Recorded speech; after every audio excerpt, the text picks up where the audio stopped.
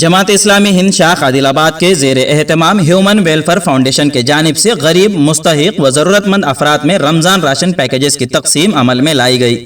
اس موقع پر ناظم ضلع جماعت اسلامی عادل آباد عتیق الرحمان نے میڈیا کو جاری کیے گئے بیان میں کہا کہ لاک ڈاؤن کے پیش نظر جماعت اسلامی کے جانب سے 25 مارچ سے ہی اشیاء ضروریات کے پیکیجز کی تقسیم کا سلسلہ جاری ہے۔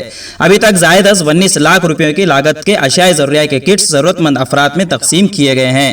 عتیق الرحمان نے قول رسول صلی اللہ علیہ وسلم کا حوالہ دیتے ہوئے کہا کہ ہمیں پڑوسیوں کے حقوق کا بھی خیال رکھنا چاہیے تاکہ ان کمزور حالات میں کوئی بھی فرد بھوکا نہ رہنے پائے۔ جماعت اسلامی ان تمام باتوں کو ذہن میں رکھتے ہوئے ضلع مستقر عادل آباد کے علاوہ اطراف و اکناف کے مضافاتی علاقوں کا دورہ کرتے ہوئے ضرورت مند افراد میں راشن کٹس کی تقسیم عمل میں لائی ہے۔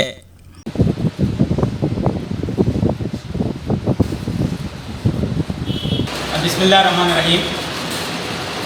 جماعت اسلامی ہند عادل آباد کی جانب سے یہ لاک ڈاؤن کے وقت غریبوں اور مستحقین میں اور جو لوگوں کو اناج کی کمی تھی ان لوگوں میں 25 مارچ سے ابھی تک